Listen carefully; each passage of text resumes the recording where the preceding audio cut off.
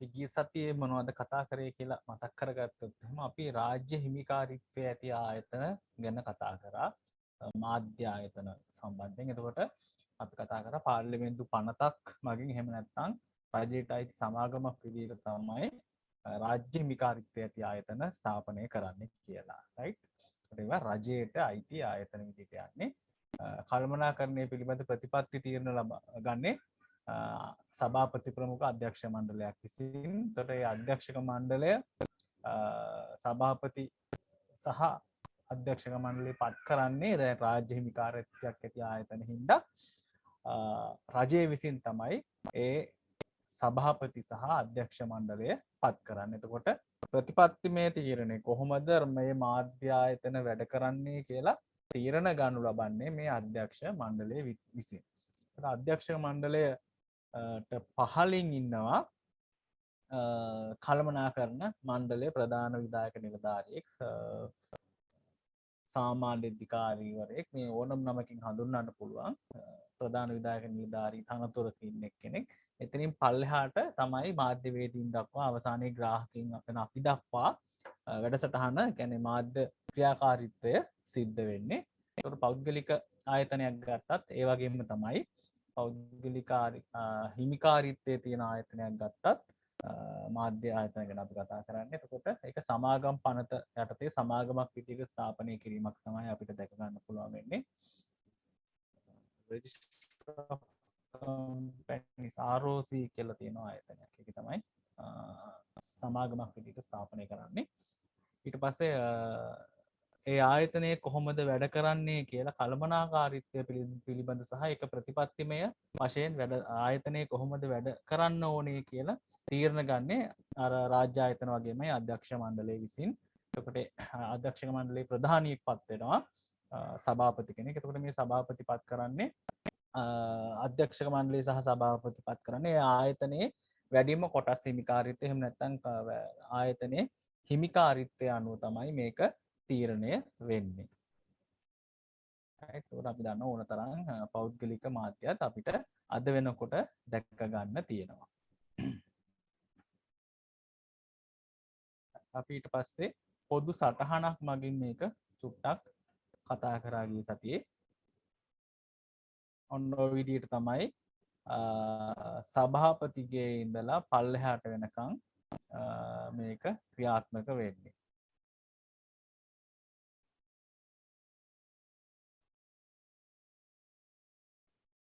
ඔන්න ඔය විදිහට තමයි ක්‍රියාත්මක වෙන්නේ. මෙන්න මේ සභාපති කියන එක එහෙම නැත්නම් මෙන්න මේ ආව මේ අධ්‍යක්ෂක මණ්ඩලය මේ ටිකපත් වෙන්නේ ආයතනයේ මාධ්‍ය ආයතනයේ හිමිකාරීත්වය කාටද කියන තැන අනුව තමයි ඒක තීරණය වෙන්නේ. ඒක රාජ්‍ය ආයතනයක් නම් රජය මගින් තමයි අධ්‍යක්ෂ මණ්ඩලය සහ සභාපති තීරණය කරන්නේ පත් කරන්නේ. පෞද්ගලික නම් ඒක පෞද්ගලිකත් ඒ ආයතනයේ හිමිකාරීත්වය එහෙම නැත්නම් වැඩිම කොටස් ප්‍රමාණයන් අනුව තමයි ඒක තීරණය වන්නේ. ඊට පස්සේ ජනමාධ්‍ය ආයතන හිමිකම හා ග්‍රාහකයා කෙරෙහි බලපෑම ගැන අපි කතා කරන්න පටන් ගත්තා. අපි එතින් දැනගත්තා මාධ්‍ය ආයතන හිමිකම කියන්නේ ප්‍රතිපත්ති ග්‍රාහකයාට බලපෑම් සිදු කරනවා. ජනමාධ්‍ය ආයතන වැඩ කරන්නේ ප්‍රතිපත්ති ආයතනයේ තමන් වැඩ කරන ආයතනයේ ප්‍රතිපත්ති අනුව ඊට පස්සේ ඒගොල්ලන්ගේ මාධ්‍ය ක්‍රියාකාරකම් වල ආයතනවල න්‍යාය පත්‍ර වගේ දේවල් තියෙනවා. අවසානයේ මේ අපිට තමයි ඕවා ළඟා වෙන්නේ කියලා අපි සතියේ කතා කරා. ඊට පස්සේ අපිට පුරවැසි මාධ්‍යකරුවන් කියන එක අපි කතා කරාද? ප්‍රසින්දු අපි පුරවැසි මාධ්‍යකරණය පුරවැසි මාධ්‍යකරුවන් ගැන කතා කරාද?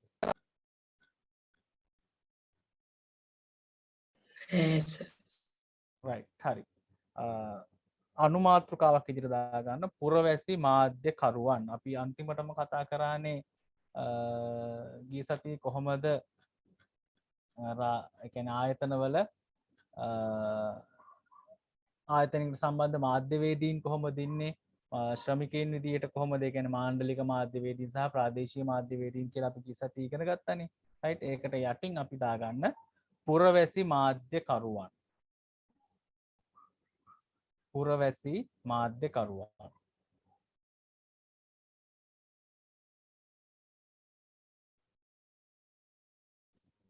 පුරවැසි මාධ්‍යකරුවන්.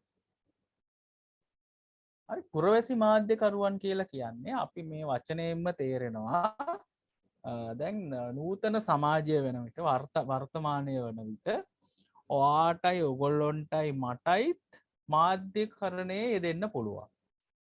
එක වෘත්තීය ඉගෙනගත්ත පුහුණු වෙච්ච මාධ්‍යකරණයට වඩා අපි සාමාන්‍ය පුරවැසියන්ටත් මාධ්‍යකරණයේ මාධ්‍යකරුවන් විදියට වැඩ කරන්න පුළුවන්. එතයි පුරවැසියොන්ට කරන්න පුළුවන් මාධ්‍යකරණය. අපි එකට කියනවා සිටිසන් ජර්නලිසම් එහෙම නැත්නම් පුරවැසි මාධ්‍යකරණය එහෙම නැත්නම් පුරවැසි මාධ්‍යකරුවන් කියලා අපිට හඳුන්වන්න පුළුවන්.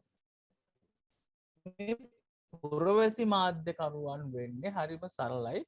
උදාහරණයකට ඕගොල්ලන්ට පුරවැසි මාධ්‍යකරුවෙක් වෙන්න පුළුවන්. ඕගොල්ලන්ගේ පාරේ තොටේ මොකක් හරි ප්‍රශ්නයක් වුණොත් එහෙම නේද? ඕගොල්ලන්ගේ ගිහිල්ලා ස්මාර්ට් ෆෝන් එක අල්ලගෙන වීඩියෝ එකක් ගා ගන්න. ඕක ඇවිල්ලා YouTube බණම් කොහේ හරි දාන්න. එහෙම නැත්නම් මීඩියා එකකට කතා කරලා දෙනවා. ඔන්න පුරවැසි මාධ්‍යකරණය සිද්ධ වෙනවා. සාමාන්‍ය පුරවැසියන් විදියට අපි කරනවා විශේෂයෙන් සෝෂල් මීඩියා පාවිච්චි කර නව මාධ්‍ය කියන ඒවා ඇතුලේ තියෙන සෝෂල් මීඩියා පාවිච්චි කරලා අපිට පුළුවන් මේ පුරවැසි මාධ්‍යකරණයෙහි යෙදෙන්න. ඒකේ තියෙන ගැටලුව තමයි දැන් ඕගොල්ලොවත් මමවත් මාධ්‍ය වේදීන් විදියට පුහුණු වෙලා නැහැ. මාධ්‍ය ඉගෙන ගන්නවා රයිට්. අපි වතාරිමුකෝ අපි කියමුකෝ මීඩියාවත් නොකරපු කෙනෙක් මේ වැඩේ කරනවා කියලා. සබ්ජෙක්ට් එක විදියට මීඩියාවත් නොකරපු කෙනෙක්. එතකොට එයා ඉගෙනගෙන නැහැ මේක විෂයක් විදියට. එතකොට එයාට න්‍යායාත්මක දැනුම ප්‍රායෝගික දැනුම මොකුත් නැහැ.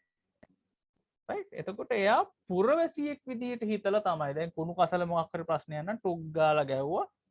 රයිට්. වීඩියෝ කරා කවුරු හරි කුණු දානවා. වීඩියෝ කරා දැම්ම සෝෂල් මීඩියා එකේ බැලලා.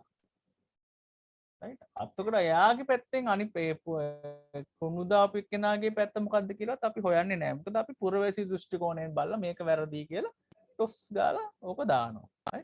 ඒ වගේ දේවල් ඒක එහෙම සිද්ධ වෙන්නේ අපි වෘත්තීමය ජනමාධ්‍යවේදීන් නොවන හින්දා. ඒතකොට පුරවැසි මාධ්‍යකරුවන් කියන අය වෘත්තීමය ජනමාධ්‍යවේදීන් නෙවෙයි. ඒගොල්ලන්ට න්‍යායාත්මක දැනුමක් නැහැ මාධ්‍යකරණය පිළිබඳ ප්‍රායෝගික පුහුණුවක් ඒ වගේ දේවල් නැහැ. ඒගොල්ලෝ පුරවැසි දෘෂ්ටිකෝණයෙන් තමයි තමන්ගේ මාධ්‍යකරණයෙහි යෙදෙන්නේ. රයිට්.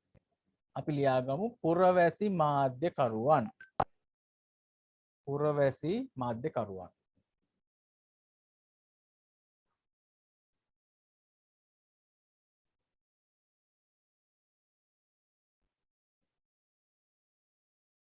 රයිට්. ඒක යටතේ ලියා ගන්න.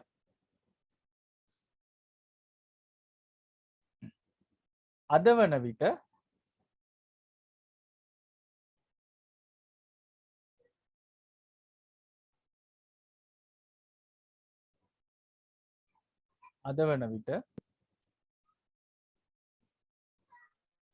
පුරවැසි මාධ්‍යකරුවන් ලෙස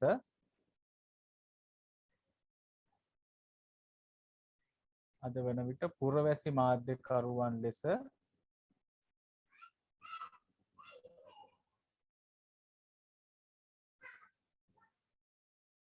කොටසක්ද බිහි වී ඇත. පුරවැසි මාධ්‍යකරුවන් ලෙස කොටසක්ද බිහි වී ඇත.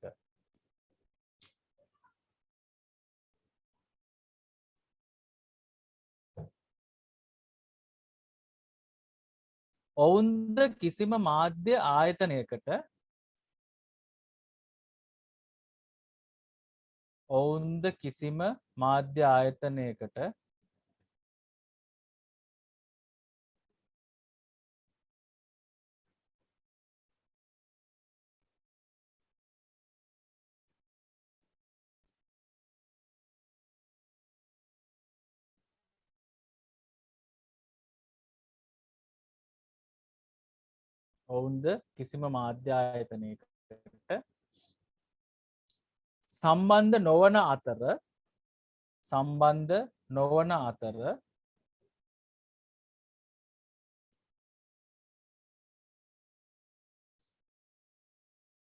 සම්බන්ධ නොවන අතර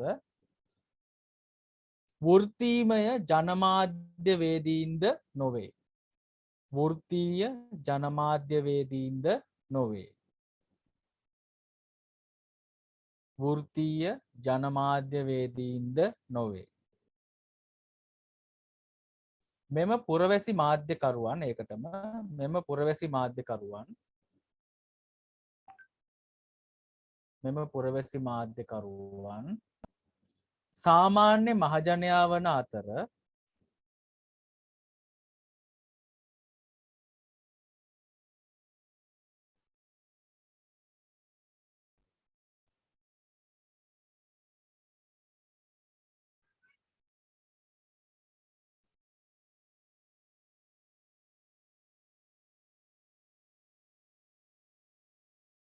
සාමාන්‍ය මහජනයා වන අතර ඔවුන් ජනමාධ්‍ය පිළිබඳව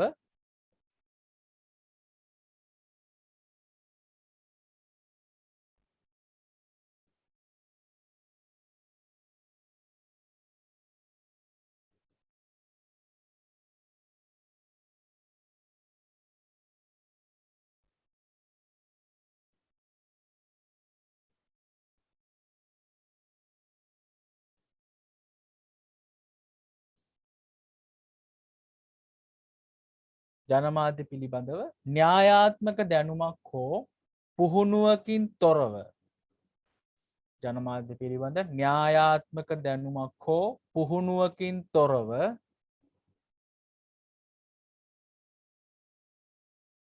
න්‍යායාත්මක දැනුමක් හෝ පුහුණුවකින් තොරව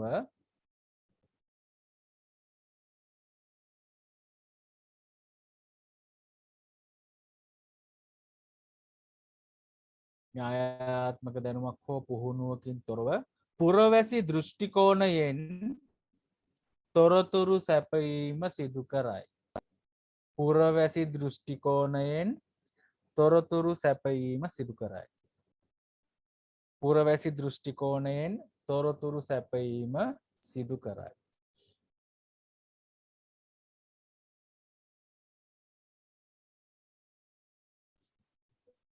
නායාත්මක දැනුමක් හෝ පුහුණුවක් නොම තොරව පුරවැසි දෘෂ්ටිකෝණයෙන් තොරතුරු සැපයීම සිදු කරයි. උදාහරණයක්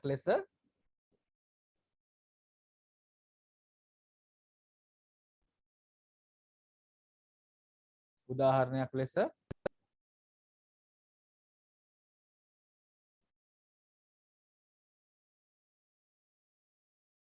පුද්ගලයෙකු තම නිවස අසල හටගත් පුද්ගලයෙකු තම නිවස අසල හටගත් උදාහරණයක් ලෙස පුද්ගලයෙකු තම නිවස අසල හටගත්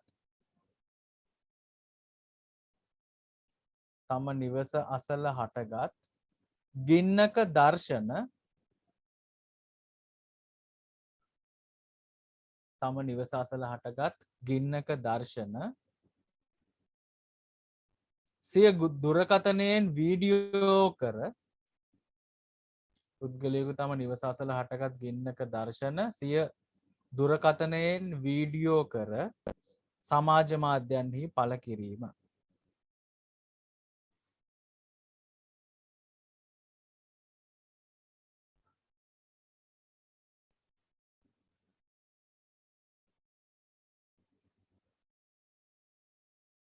එතකොට පුරවැසියොත් සාමාන්‍ය මහජනතාවත් මේ ජනමාධ්‍ය කරණයක යෙදෙනවා. හැබැයි ඒගොල්ලෝ පුරවැසි දෘෂ්ටිකෝණයෙන් නිසි පුහුණුවක් එහෙම මොකවත් නැහැ. ඒගොල්ලෝ ඒගොල්ලන්ට තේරෙන විදිහට අපිත් කරන්නේ නේද? එතකොට ඒවා ෂෙයා වෙලා ඒකත් නිවුස් වගේ යනවා. රයිට්? එතකොට පුරවැසි මාධ්‍යකරුවන් කියලා පුරවැසි මාධ්‍යකරණය කියලා අද වෙනකොට අපි කතා කරන සිටිසන් ජර්නලිසම් කියලා කියනවා. අද වෙනකොට ලෝකයේ බොහොම ජනප්‍රිය මාධ්‍ය කලාවක් බවට පත් වෙලා තියෙනවා. රයිට්? හරි. ඊට පස්සේ ඔය ගිය සතියේට එකතු කිරීමක් විදිහට මම ওই කොටස කරේ. එතකොට අපි අද දවස ගැන කතා කරොත් එහෙම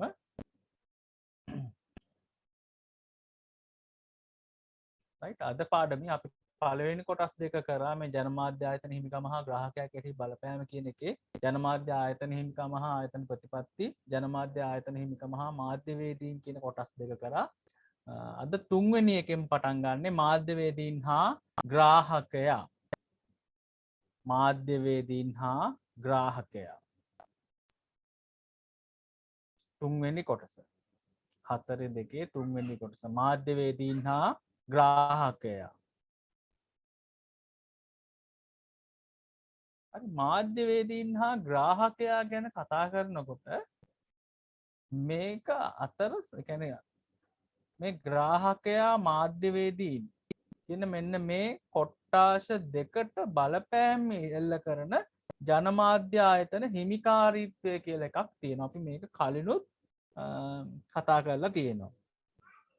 රයිට්, එතකොට මෙන්න මේ ජනමාධ්‍ය ආයතන හිමිකාරීත්වය ඒගොල්ලන්ගේ තියෙන අභිමතාර්ථයක්. ඒගොල්ලන්ට අවශ්‍ය දේ ග්‍රාහකයා වෙත ළඟා කර දීමට, ග්‍රාහකයාට සංදේශයක් විදියට ලබා දෙන්න තමයි මේ මාධ්‍යවේදීන් කියන අය අවශ්‍ය වෙන්නේ. රයිට්, ඒ අනුව තමයි මාධ්‍යවේදීන් සහ ග්‍රාහකයා අතර සම්බන්ධය හැදෙන්නේ. උදාහරණයක් කිව්වොත් එහෙම මාධ්‍ය හිමිකාරීත්වයට අවශ්‍ය වෙනවා අපි ගමුකෝ උදාහරණයක් විදිහට අපි ගමුකෝ මාධ්‍ය හිමිකාරීත්වය තියෙන ආයතනයට අවශ්‍ය වෙනවා ලංකාව පුරා දැන් මේ ඔය ගෑස් මොනවද හුටපටක් තියෙනවනේ නේද? ලංකාව පුරා බයෝගෑස් හොඳයි කියලා ප්‍රචාරය කරන්න ඕනේ කියලා. රයිට්? මාධ්‍ය හිමිකාරීත්වයට අවශ්‍ය වෙනවා. ඒකට ඒගොල්ලන්ගේ මොන හරි බයෝගෑස් ගෙන්නන කම්පැනිස් මොන හරි ප්‍රොජෙක්ට්ස් ටිකකුත් තියෙනවා. එහෙම වුණාම ඒක ඩිරෙක්ට් කියන්න බෑනේ මේ ග්‍රාහකයන්ට මේ මාධ්‍ය ආයතන හිමිකාරීත්වයට. රයිට්, මේ බයෝගෑස් ගන්න කියලා බයෝගෑස් හොඳයි බයෝ හොඳයි ගෙවල් වල හදාගන්න අපි ගාව මැෂින් තියෙනවා එහෙම කියන්න බෑනේ. ඒකට මේගොල්ලෝ කරන්නේ ජනමාධ්‍ය ආයතන හිමිකාරීත්වය කරන්නේ මේ ජනමාධ්‍ය මේ වේදීන් හරහා සංදේශ නිර්මාණය කරනවා ලස්සන්ට. ඒකට ප්‍රවෘත්තියක් වෙන්න පුළුවන් බයෝගෑස් හරි හොඳයි ඒව පාවිච්චි කරන්න කෑම රසයි ඔය මොන හරි කියලා ප්‍රවෘත්ති නිර්මාණය කරනවා. ලස්සන ඇඩ්වර්ටයිස්මන්ට් ටෙලි නාට්‍ය අස්සට ඕවා ඔබනවා. බයෝගෑස් වලින් උයන දර්ශන දාලා ටෙලි නාට්‍ය වගේ ඇතුළට ඒව එකතු කරනවා. සංවාද පවත්වනවා. බයෝගෑස් ගැන මේ ආකාරයෙන් ඔහොම කරලා ඕක අස්සේ අපෙන් මිලදී ගන්න කියලා ඇඩ්වර්ටයිස්මන්ට් උත් යනවා. ඔන්න ග්‍රාහකයා වෙත ජනමාධ්‍ය ආයතන හිමිකාරීත්වයේ තියෙන අභිප්‍රායන් ග්‍රාහකයා වෙත ළඟා වෙනවා මේ ජනමාධ්‍ය වේදීන්ගේ අතරමැදි කාර්යභාරය හින්දා. මේගොල්ලෝ ශ්‍රමිකයෝ විදියට වැඩ කරනවා මේ ජනමාධ්‍ය ආයතන වලට. හරි? එතකොට මේ මාධ්‍යවේදීන් හා ග්‍රාහකයන් අතර සම්බන්ධතාවය ඇති වෙන්නේම මේ ජනමාධ්‍ය ආයතන හිමිකාරීත්වය නිසා. අවසානයේ මේගොල්ලන්ට ඕන එක තමයි ජනමාධ්‍ය වේලින්ගේ නිර්මාණශීලීත්වය පාවිච්චි කරලා මාධ්‍ය සංදේශ නිර්මාණය කරලා ඒක හරහා අප වෙත එන්නේ. පැහැදිලිද? හිතුවත් නෑනේ. නේද? ඔය හැම මාධ්‍ය සංදේශයකම මොන හරි ඉතින් තියෙනවා. right? අවසානයේ අපි බලනවා. බල්ල ඉවරලා අපි නේද? කෑම එක නම් කියන එක හොඳ නෑනේ. එක ඒව නැතුව කෑම එපා ඔය එක විදිහට තියෙනවා. right? අවසානයේ අපි බලපෑමකට ලක් වෙනවා මාධ්‍ය සංදේශවල. right? අපි චුට්ටක් ලියාගෙන ඉමු තුන්වෙනි කොටස මාධ්‍යවේදීන් හා ග්‍රාහකයා. මාධ්‍යවේදීන් හා ග්‍රාහකයා. එක යටතේ ලියා ගන්න. මාධ්‍යවේදීන්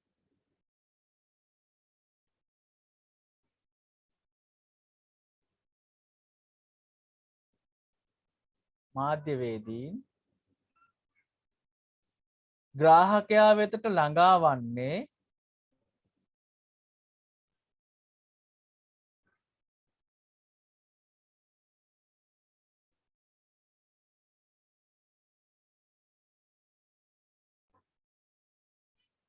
මාධ්‍යවේදීන් ග්‍රාහකයා වෙතට ළඟා වන්නේ ඔවුන්ගේ මාධ්‍ය සංදේශ තුළින් වේ.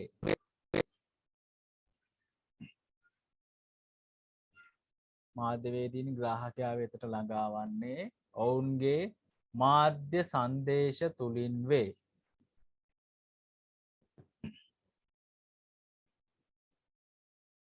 මාධ්‍ය සංදේශ තුළින් වේ.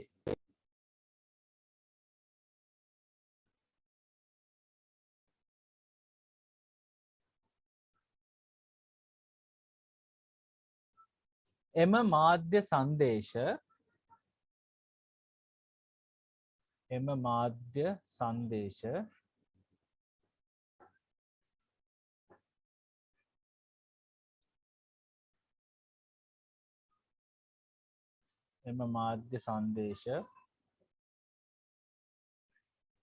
රූපවාහිනී මාධ්‍ය, ගුවන් විදුලි මාධ්‍ය, පුවත්පත් යනාදී වූ එම මාධ්‍ය සංදේශ රූපවාහිනී මාධ්‍ය, ගුවන් විදුලි මාධ්‍ය, පුවත්පත් යනාදී වූ රූපවාහිනී මාධ්‍ය, ගුවන් විදුලි මාධ්‍ය, පුවත්පත් යනාදී වූ විවිධ මාධ්‍යයන් තුළින් ග්‍රාහකයා වෙත ළඟා වෙයි.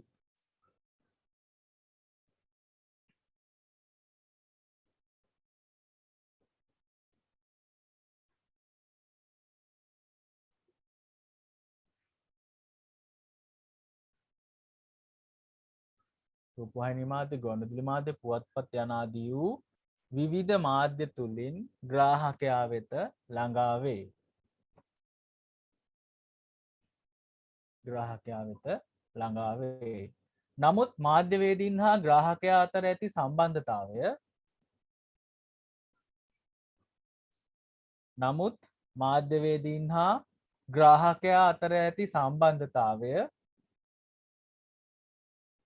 නමුත් මාධ්‍යවේදීන් හා ග්‍රාහකයා අතර ඇති සම්බන්ධතාවය ඇතිවීමට ප්‍රධානතම සාධකය වන්නේ නමුත් මාධ්‍යවේදීන් හා ග්‍රාහකයා අතර ඇති සම්බන්ධතාවය ඇතිවීමට ප්‍රධානතම සාධකය වන්නේ මාධ්‍ය හිමිකාරිත්වයයි. සම්බන්ධතාවය ඇතිවීමට ප්‍රධානතම සාධකය වන්නේ මාධ්‍ය හිමිකාරිත්වයයි. ඒකට ඉලක්ක ගහගන්න. සම්බන්ධතාවය ඇතිවීමට ප්‍රධානතම සාධකය වන්නේ මාධ්‍ය හිමිකාරීත්වයයි. මාධ්‍ය හිමිකාරීත්වයයි.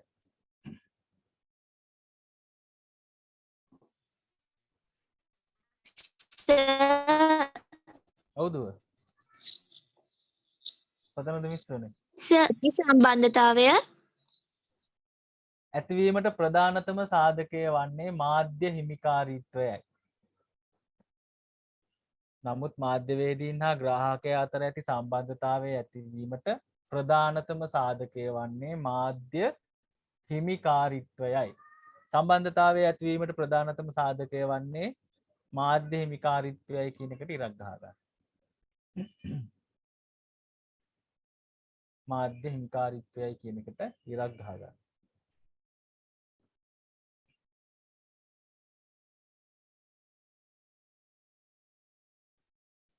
මාධ්‍ය හිමිකාරිත්වය.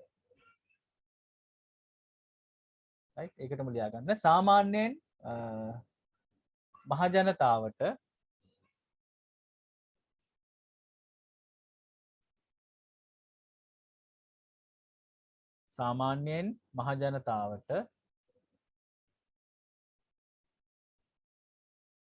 තමා වෙත ළඟා වෙන මාධ්‍ය සංදේශවලට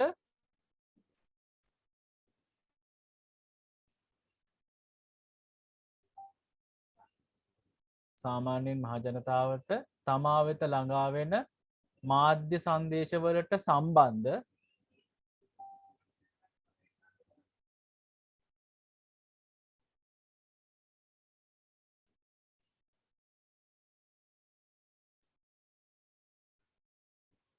මහජනතාවට තමා වෙත ළඟා වෙන මාධ්‍ය සංදේශවලට සම්බන්ධ මාධ්‍යවේදීන්. සාමාන්‍යයෙන් මහජනතාවට තමා වෙත ළඟා වෙන මාධ්‍ය සංදේශවලට සම්බන්ධ මාධ්‍යවේදී. මාධ්‍ය සංදේශවලට සම්බන්ධ මාධ්‍යවේදී. කවුරුන්දයි දැන ගැනීමට හැකියාව ඇත.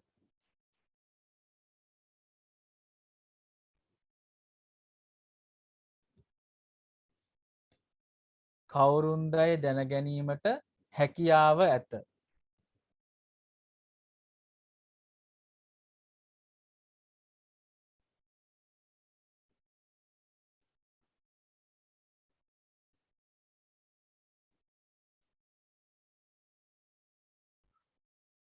කවුරුන්දයි දැන ගැනීමට හැකියාව ඇත.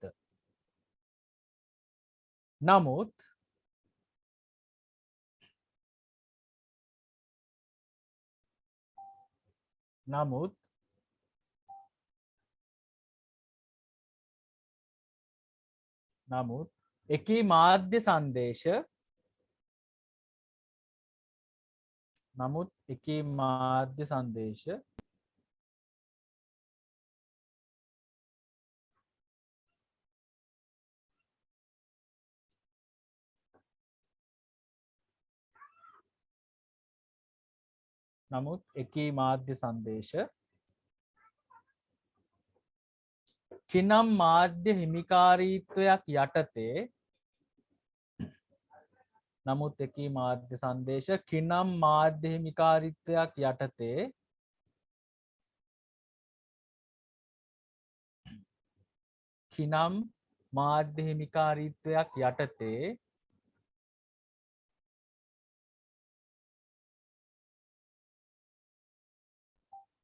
කිනම් මාධ්‍ය හිමිකාරීත්වයක් යටතේ මාධ්‍යවේදීන් විසින් නිර්මාණය කළේ දැයි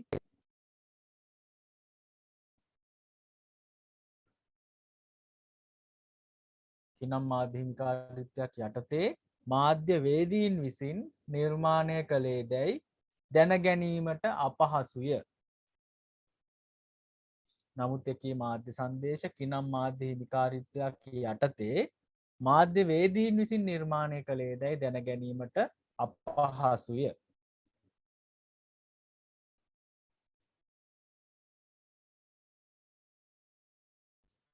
නිර්මාණය කළේ දැයි දැන ගැනීමට අපහසුය.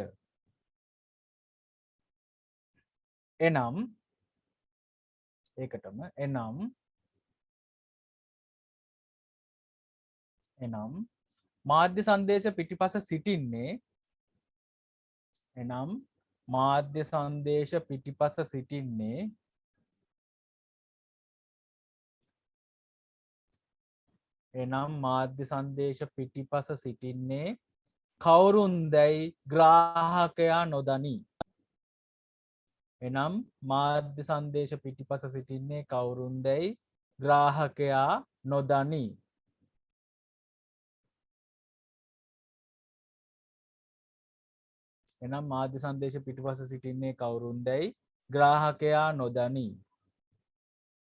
ඒකටම මෙහිදී අපට පෙනී යන්නේ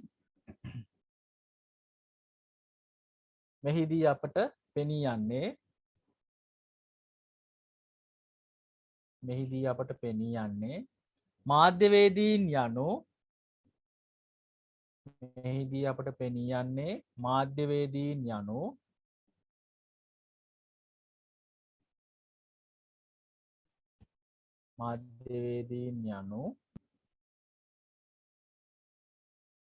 මාධ්‍ය හිමිකාරීත්වයත් කමාවක් දැම්මත් කමන්නේ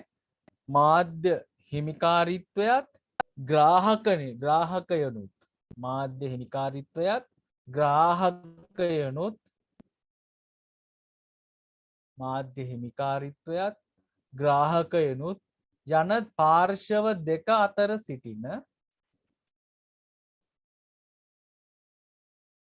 පාර්ශව දෙක අතර සිටින මෙහිදී අපට පෙනී යන්නේ මාධ්‍යවේදීන් යනු මාධ්‍ය හිමිකාරීත්වයත් ග්‍රාහකයනුත් යන පාර්ශව දෙක අතර සිටින අතරමැදියකු ලෙසයි.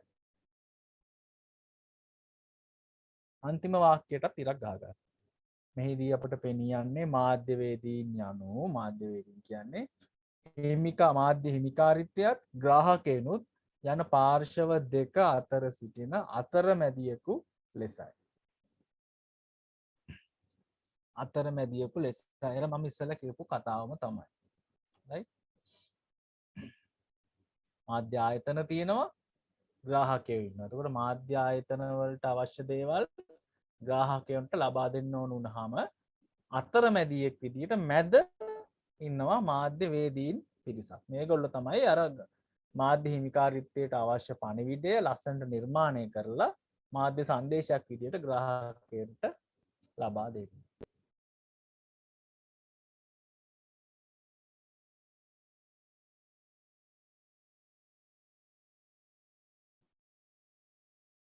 right? ඊළඟට අලුත් ඡේදකින් ලියා ගන්න.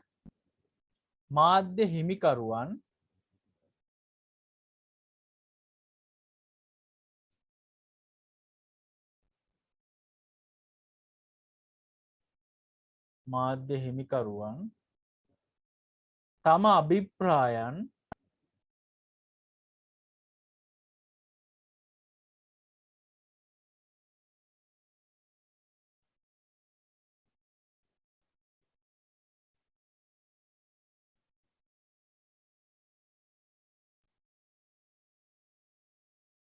මාධ්‍ය හිමිකරුවන් තම අභිප්‍රායන්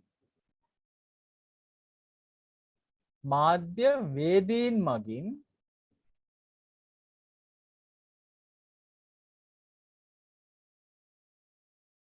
මාධ්‍ය හිමිකරුවන් තම අභිප්‍රායන් තමන්ට අවශ්‍ය දේවල් මාධ්‍යවේදීන් මගින්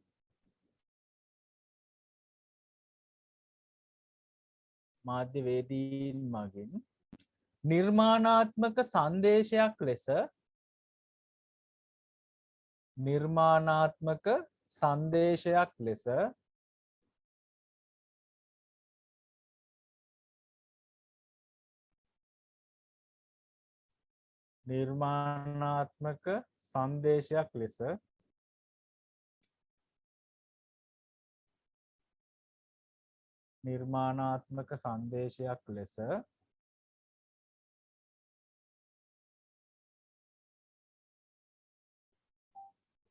ග්‍රාහකයා වෙත සම්ප්‍රේෂණය කරවයි. ඒකට ඉරක් ගහගන්න ඒ වාක්‍යෙට. මාධ්‍ය හිමිකරුවන් තම අභිප්‍රායන් මාධ්‍යවේදීන් මගින් නිර්මාණාත්මක සංදේශයක් ලෙස ග්‍රාහකයා වෙත සම්ප්‍රේෂණය කරවයි.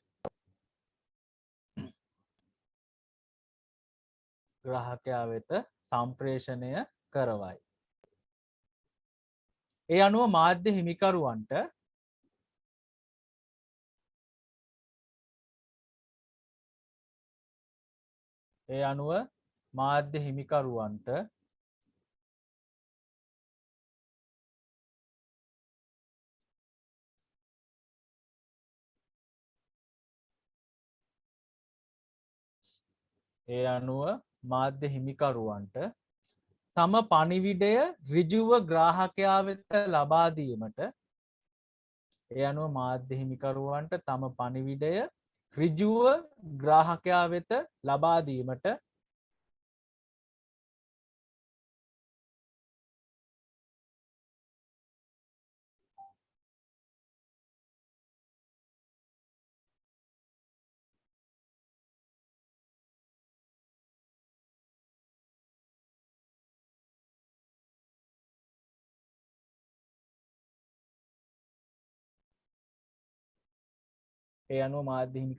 තම පණිවිඩය ඍජුව ග්‍රාහකයා වෙත ලබා දීමට නොහැකි නිසා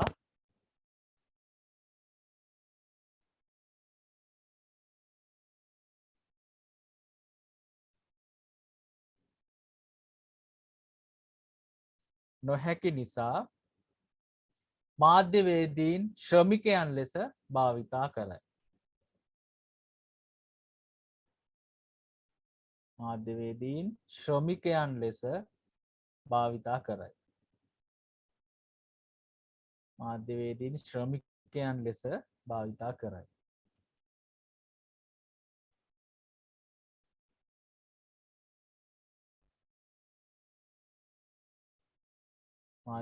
ශ්‍රමිකයන් ලෙස භාවිතා කරයි. ඒකටම මෙහිදී වැදගත්ම කාරණය වන්නේ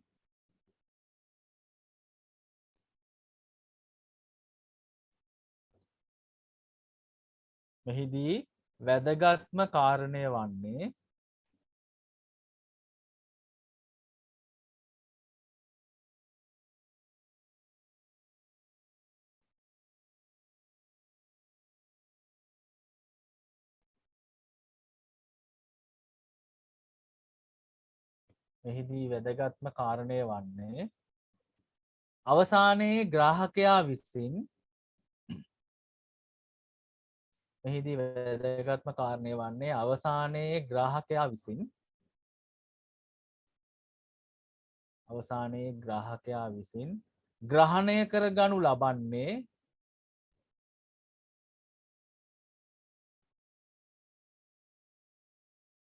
ග්‍රාහකයා විසින් ග්‍රහණය කරගනු ලබන්නේ මාධ්‍ය හිමිකරුවන්ගේ අභිප්‍රාය බවයි.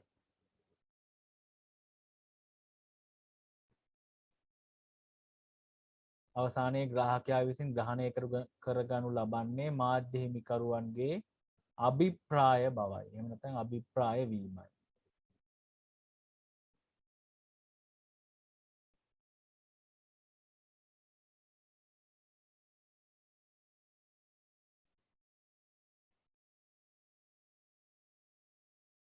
අභිප්‍රාය බවයි. නැත්නම් වීමයි. ඒ වාක්‍යයන් ආයෙ මම කිව්වොත් එහෙම මෙහිදී වැදගත්ම කාරණය වන්නේ අවසානයේ ග්‍රාහකයා විසින් ග්‍රහණය කරගනු ලබන්නේ මාධ්‍ය හිමිකරුවන්ගේ අභිප්‍රාය බවයි.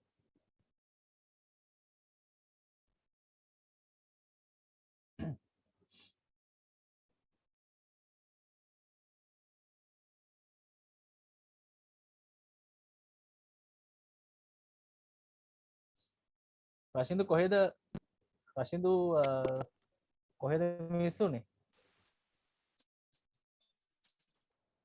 රශින්දු කොතනද මිස්සුනේ? ග්‍රාහකයා විසින් ග්‍රහණය කරගන්න. මෙහිදී වැදගත්ම කාරණය වන්නේ අවසානයේ ග්‍රාහකයා විසින් ග්‍රහණය කරගනු ලබන්නේ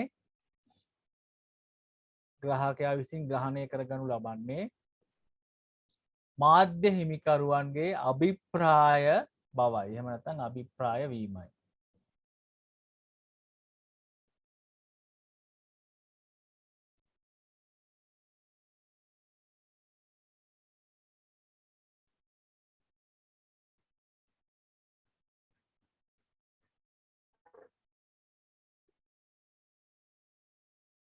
අභිප්‍රාය වීමයි.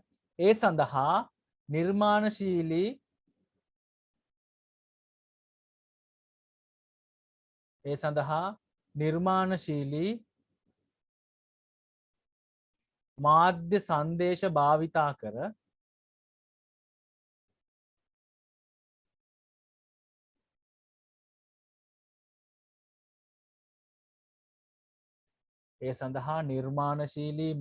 සංදේශ භාවිතා කර ග්‍රාහකයින් ආකර්ෂණය කර ගනී. ඒ සඳහා නිර්මාණශීලී මාධ්‍ය සංදේශ භාවිතා කර ග්‍රාහකයින් ආකර්ෂණය කර ගනී.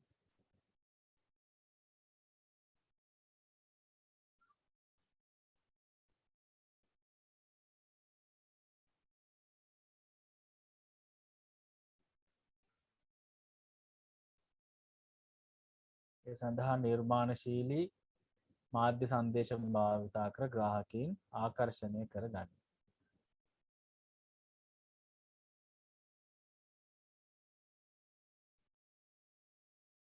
අපි කතා කරේ මාධ්‍යවේදීන් හා ග්‍රාහකය අතර කොහොමද මේ සම්බන්ධතාවය සිද්ධ වෙන්නේ කියලා. එතෙන්දී අපි ඉස්සෙල්ලා කතා කරා වගේ ජනමාධ්‍ය ආයතන හිමිකාරීත්වය තමන්ගේ අභිප්‍රායන් ඉෂ්ට කරගන්න ග්‍රාහකයන් වෙත ඒ තොරතුරු පණිවිඩ ලබා දෙන්න මේ මාධ්‍යවේදීන් කියන කොටස තමයි අතරමැදි විදියට ඒගොල්ලෝ භාවිතා කරන්නේ. ඒතර ඒ අනුව තමයි මේ සංසිද්ධිය සම්පූර්ණයෙන්ම සිද්ධ වෙන්නේ. ජනමාධ්‍ය ආයතන හිමිකාරීත්වය ග්‍රාහකයෝ සහ මාධ්‍යවේදීන් අතර සම්බන්ධතාවය වැඩි තියෙන්නේ ඒකයි. ඒතර මාධ්‍යවේදීන් හා ග්‍රාහකයෝ අතර සම්බන්ධතාවය ඇති වෙන්නේ ජනමාධ්‍ය හිමිකාරීත්වයට අයිති ඒගොල්ලන්ට අවශ්‍ය දේවල් නිර්මාණශීලීව ඉදිරිපත් කරන මාධ්‍ය සංදේශ විදියට මාධ්‍ය වේදීන් විසින් ඒවා ග්‍රාහකයෝ විදිහට අපි ග්‍රහණය කරගන්නවා right අපි චුට්ටක්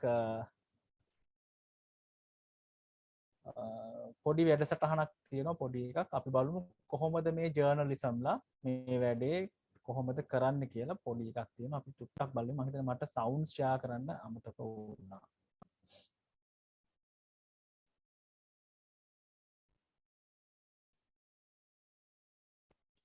මේවා සරල ඉංග්‍රීසි වලින් තියෙන්නේ අපි බලමු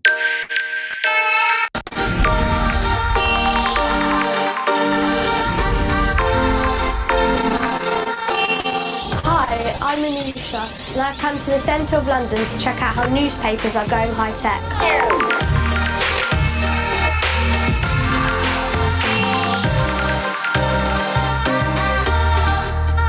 වීඩියෝ එකේ තියෙන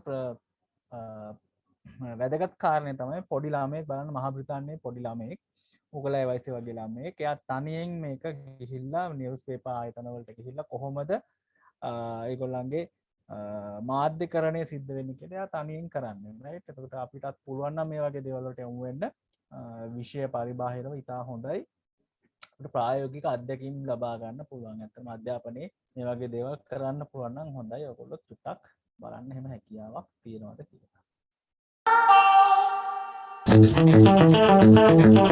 Around 7 million newspapers are sold or given out in Britain every day. It sounds a lot, but it's gone down by nearly half in 10 years.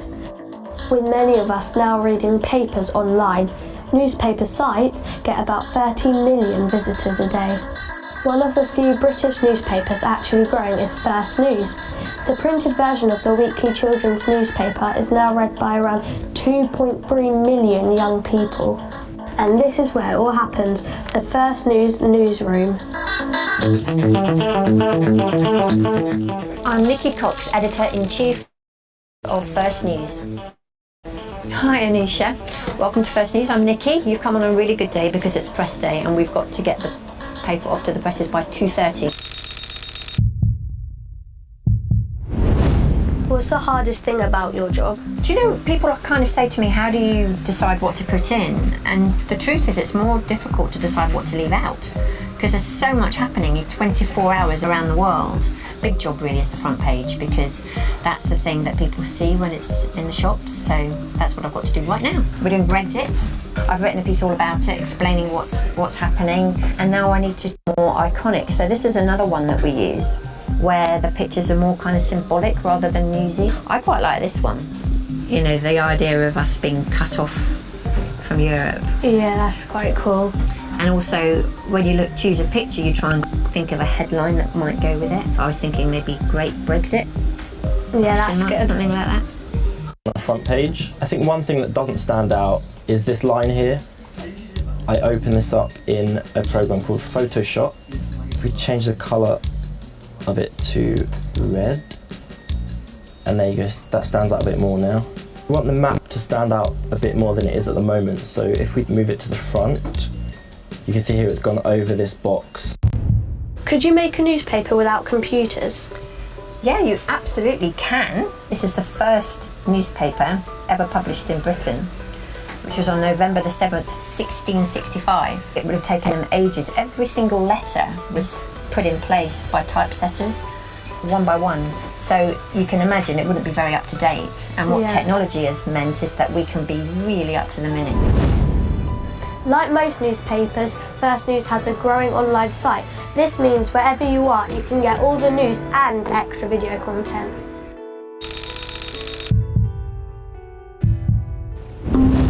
Maggie McDonnell, who was the winner of the Global Teacher, name was read out on stage. It was disbelief. I put into the shot, and then it means that she's got an. How did you get into it? I've always loved cameras, I've always loved using cameras. So I went to university and got a degree in film production and filmmaking, but never really thought I'd be able to. The paper's good to go. Well, Courtney's done his job. That looks a lot better. That looks like a really nice, strong front page, I think, now. So we email it straight to the printers. With just minutes to spare, the presses start rolling 100 miles away in Birmingham. Presses go so fast, they print 86,000 copies of First News in an hour. It's about 1,500 copies a minute. Within a day, thousands of puppies are heading out across the country to shops, supermarkets and half of Britain's schools. And here's the paper hot off the press. The most surprising thing to me is how the technology that went into the writing and designing is so similar to the computer programs we have at home. But what I think makes the difference is the skill and experience of the people who put it all together so quickly. right කොහොමද පොඩි ළමයාගේ වැඩ පුවත්පත් ආයතනයක කොහොමද වේගෙන් මේ වැඩ ටික කරන්නේ කියන එක ගැන තමයි ඒකේ තිබ්බේ. ඔයගලන්ට පොඩි දේවල් රිසර්ච් කරලා බලන්න පුළුවන් නම් හොඳයි. එතකොට අපිට ප්‍රැක්ටිකල් ලර්නින්ග් එකක් එනවා. ඉගෙන ගන්න පුළුවන් ප්‍රායෝගිකව ගොඩක් දේවල්. රයිට් හරි. අපි එතකොට යන්නේ තුන්වෙනි කොටස අපි කතා කරේ. දැන් හතරවෙනි කොටසට යන්නේ ජනමාධ්‍ය ආයතන හිමිකම ග්‍රාහකයා කෙරෙහි ඇති කරන බලපෑම. ජනමාධ්‍ය ආයතන හිමිකම ග්‍රාහකයා කෙරෙහි ඇති කරන බලපෑම. මේක හතරවෙනි කොටස. හතරේ දෙවෙනි කොටසේ හතරවෙනි කොටස නැවතත් අපි කරන්නේ. හතරේ ඉලක්කම දාලා ලියා ගන්න. ජනමාධ්‍ය ආයතන හිමිකම ග්‍රාහකයා කෙරෙහි ඇති කරන බලපෑම. මෙහිදී අපිට වැඩිපුරම අපිට වැදගත් වෙන්නේ ජනමාධ්‍ය හිමිකාරිත්වය තමන්ගේ අභිප්‍රායන් න්‍යායපත්‍රයන් වගේම වාණිජ අරමුණු ඉටු කර ගැනීමට මාධ්‍ය සංදේශ තුලින් ග්‍රාහකයා වෙත බලපෑමක් එල්ල කරනවා. right? ඒතර ඔන්න ඕක ගැන තමයි අපි චුට්ටක් නෝට් එකක් ලියලා අපි තව පොඩ්ඩක් ඒ ගැන කතා කරලා යමු කොහොමද මේ බලපෑම වෙන්නේ කියලා. right? මාතෘකාව ලියාගත්තා නම් හතරවෙනි කොටස ජනමාධ්‍ය ආයතන හිමිකම ග්‍රාහකයා කෙරෙහි ඇති කරන බලපෑම. ජනමාධ්‍ය ආයතන හිමිකම ග්‍රාහකයා කෙරෙහි ඇති කරන බලපෑම. right ඒක යටතේ ලියා ගන්න. ජනමාධ්‍ය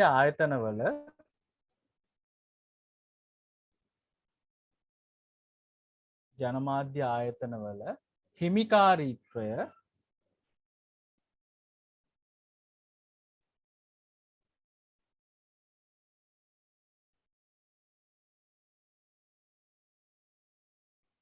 ජනමාධ්‍ය ආයතනවල හිමිකාරීත්වය ග්‍රාහකයා කෙරෙහි බලපෑම් ඇති කිරීමට ජනමාධ්‍ය ආයතනවල හිමිකාරීත්වය ග්‍රාහකයා කෙරෙහි බලපෑම් ඇති කිරීමට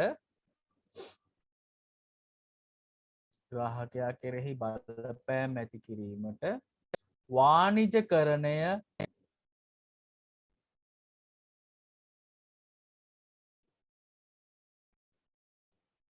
වාණිජකරණය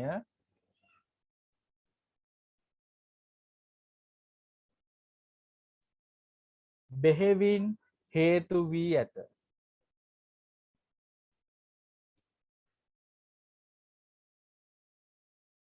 ජනමාධ්‍ය මාධ්‍ය ආයතනවල හිමිකාරීත්වය ග්‍රාහකයා කෙරෙහි බලපෑම් ඇති කිරීමට වාණිජකරණය බෙහෙවින් හේතු වී ඇත.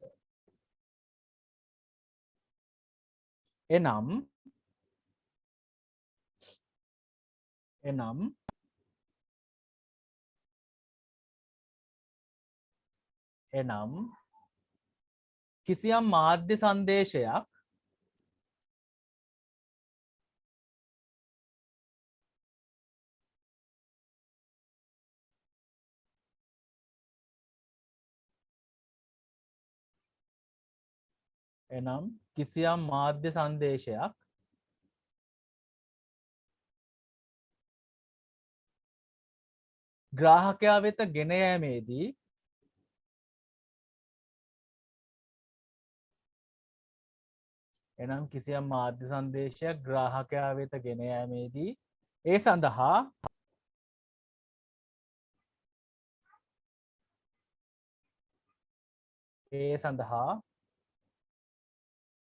වෙළඳ දැන්වීම් කමාවක් එනම් කිසියම් මාධ්‍ය සංදේශයක් ග්‍රාහකයා වෙත ගෙන යාමේදී ඒ සඳහා වෙළඳ දැන්වීම් කමාවක් අනුග්‍රාහකත්වය වෙළඳ දැන්වීම කමාවක්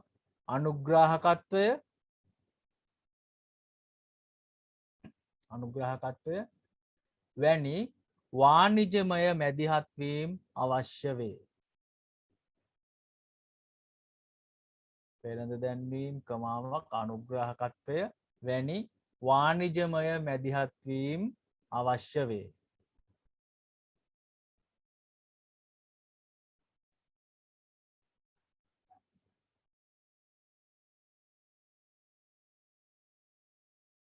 ඒ වාක්‍යයට ඉරක් ගහගන්න. කිසියම් මාධ්‍ය සංදේශයක් ග්‍රාහකයා වෙත ගෙන යාමේදී සඳහා වෙළඳ දැන්වීම් කමාවක් අනුග්‍රාහකත්වය වැනි වාණිජමය මැදිහත්වීම අවශ්‍ය වේ. ඒ අනුව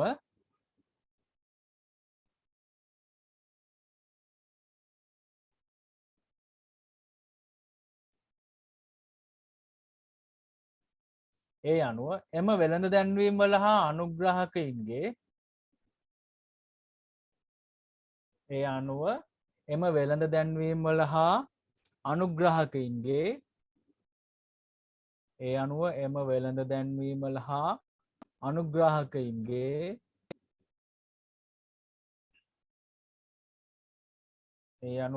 වෙළඳ දැන්වීම් වල හා අනුග්‍රාහකයින්ගේ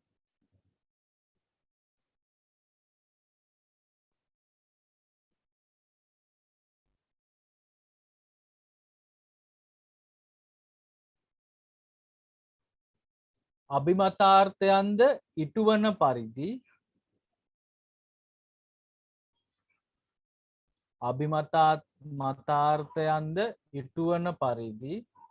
වෙළඳ දැන්වීම් වල හා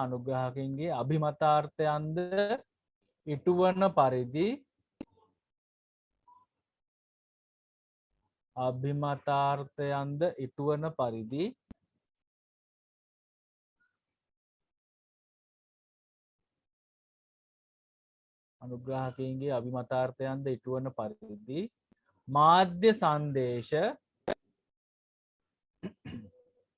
මාධ්‍ය සංදේශ ග්‍රාහකයා වෙත ළඟා කළ යුතුව ඇත. මාධ්‍ය සංදේශ ග්‍රාහකයා වෙත ළඟා කළ යුතුව ඇත.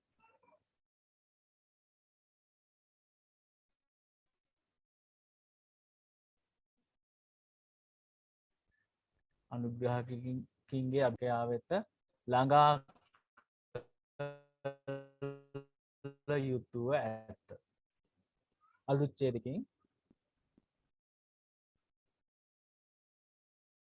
ඡේදකින් මාධ්‍ය හිමිකාරීත්වය හා මාධ්‍ය හිමිකාරීත්වය අලුත් ඡේදකින් මාධ්‍ය හිමිකාරීත්වය තම අභිප්‍රායන් කමාවක් මාධ්‍ය හිමිකාරීත්වය තම අභිප්‍රායන් න්‍යාය පත්‍රයන් මෙන්ම මාධ්‍ය හිමිකාරීත්වය තම අභිප්‍රායන් න්‍යාය පත්‍රයන් මෙන්ම වාණිජ අරමුණු ඉටු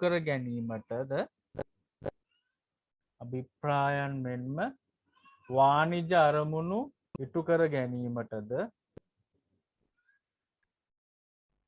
මාධ්‍ය සංදේශ තුළින් මාධ්‍ය හිමිකාරීත්වය තම අභිප්‍රායන් න්‍යාය පත්‍රයන් මෙන්ම වාණිජ අරමුණු ඉටු කර ගැනීමටද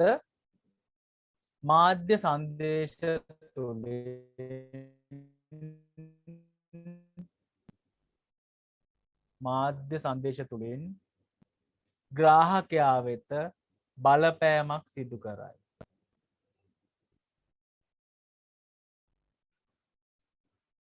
මාධ්‍ය හිමිකාරීත්වය තම අභිප්‍රායන් න්‍යාය පත්‍රයන් මෙන්ම වාණිජ අරමුණු ඉටු කර ගැනීමටද මාධ්‍ය සංදේශ තුළින් ග්‍රාහකයා වෙත විශාල බලපෑමක් සිදු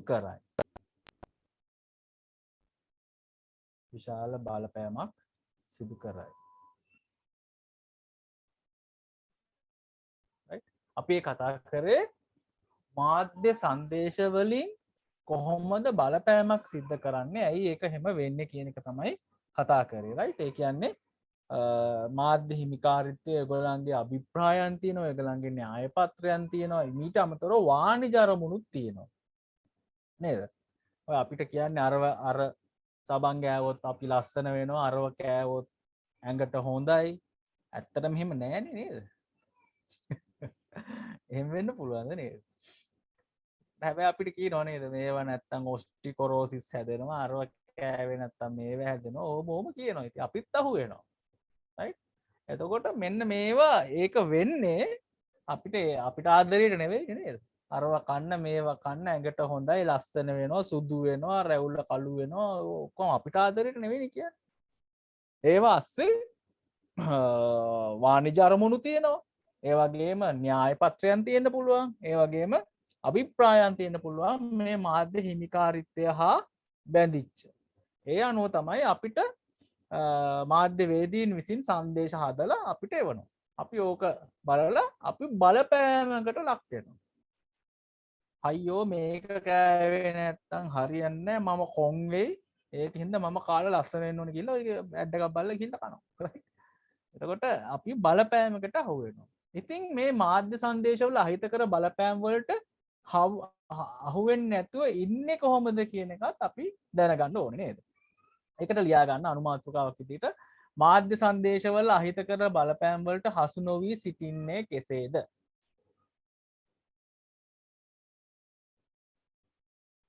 මාධ්‍ය සංදේශවල අහිතකර බලපෑම් වලට හසු නොවි සිටින්නේ කෙසේද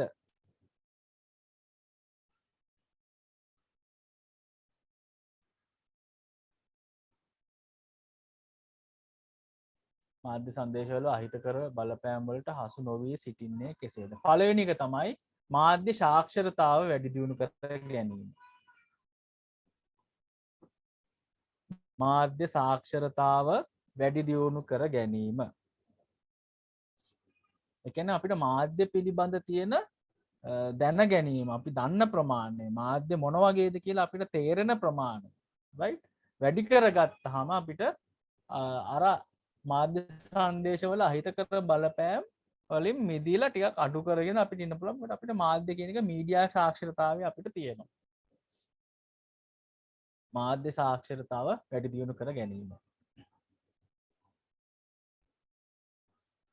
දෙවැනි එක මාධ්‍ය සංදේශවල යටි අරමුණු තේරුම් ගැනීම දෙවැනි එක මාධ්‍ය සංදේශවල යටි අරමුණු තේරුම් ගැනීම මාධ්‍ය සංදේශවල යටි අරමුණු තේරුම් ගැනීම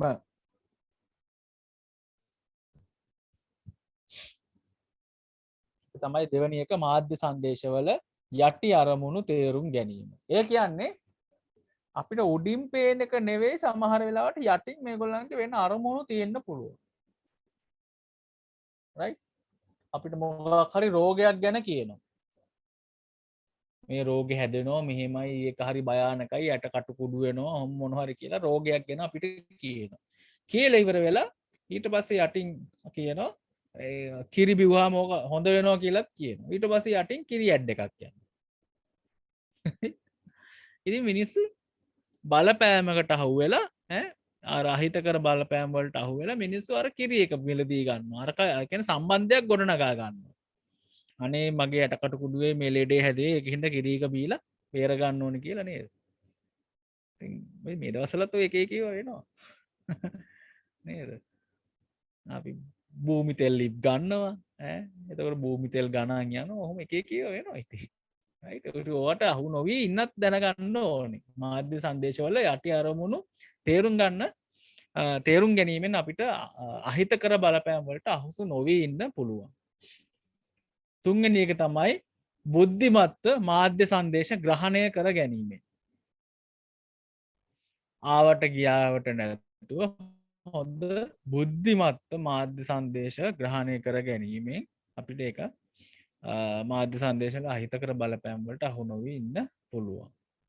බුද්ධිමත්ව මාධ්‍ය සංදේශ ග්‍රහණය කර ගැනීම. බුද්ධිමත්ව මාධ්‍ය සංදේශ ග්‍රහණය කර ගැනීම. ඊළඟට විචාරශීලීත්වය වර්ධනය කර ගැනීම. උතර ਵਿਚාරය කරන්න ඕනේ. මේක හරිද දන්නේ නැහැ. උතර අනිත් එකත් එක්ක මේක ගැලපෙනවද දන්නේ නැහැ. නේද? මොකක් හරි අපි කියමුකෝ ඇඩ්ස් දෙකක් ගියා කියලා.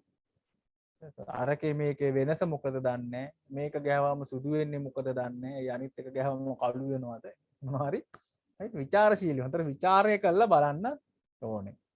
විචාරශීලීත්වය වර්ධනය කර ගැනීම.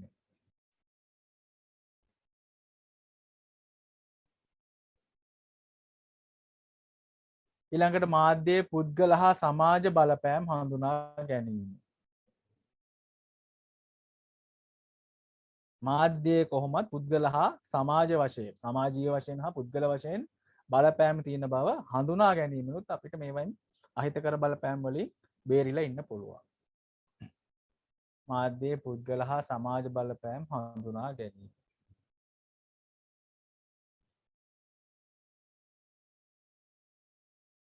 මේක ලියාගත්ත නේද? මම මේ හිමින් කියුවේ ලියාගන්න.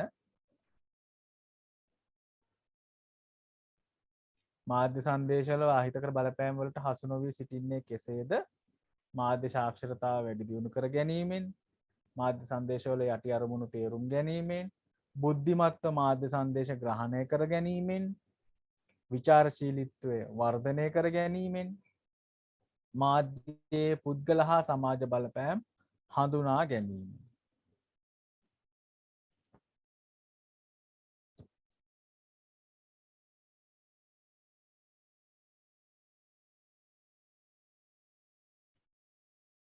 හරි. මෙවුම ලියාගත්ත නේද? ඔව් සර්. right හරි. නැත්නම් මම ආපහු කියවන්න නෙවෙයි මම අර හිමින් කියුවේ ලියා ගන්නමයි ඈ.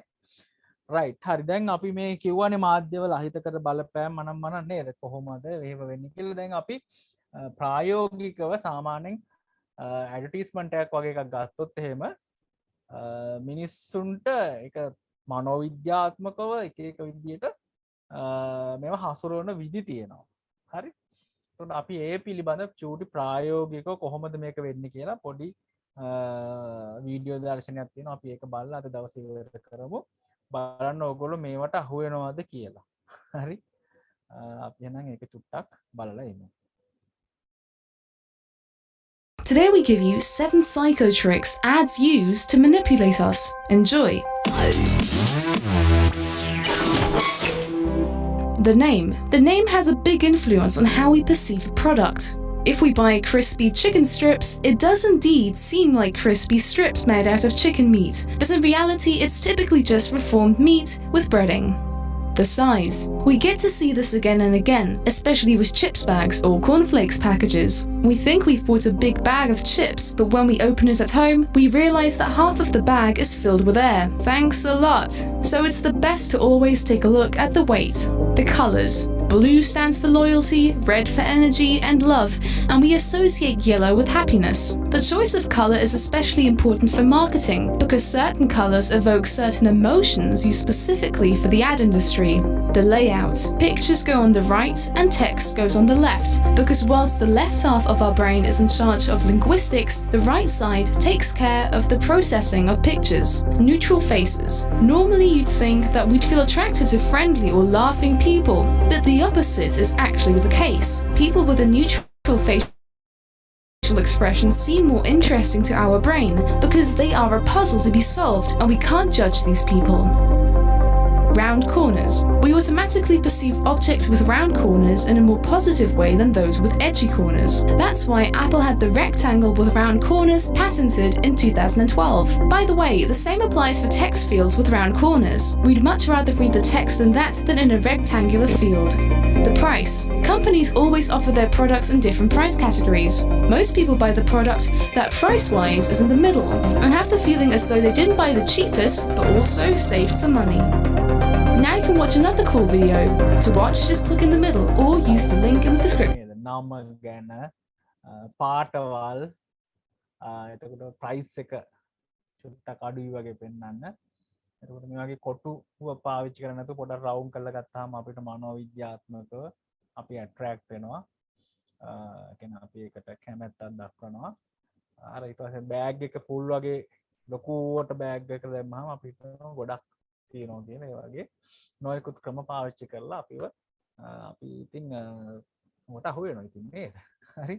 මේ අපිට අතිරේකව මම පෙන්වුවේ කොහොමද මේවා ලෝකෙ වෙන්නේ කියලා. හරි. එහෙනම් අපි අද දවසේ පාඩමෙන් අපි සමුගමු. නැවතත් ලබන සතියේ නැවත හම්බ වෙමු. අපි මම හිතන්නේ මේකේ 3 වෙනි කොටසෙන් අපිට හම්බ වෙන්න පුළුවන්. එහෙමනම් හැමෝම පාඩුවේ පරිස්සමෙන් ඉන්න. එහෙනම් හැමෝටම ආයුබෝවන්. අපි නැවත ලබන සතියේ හම්බ වෙමු. Hi, Bon sir. Thank you, sir. Good night.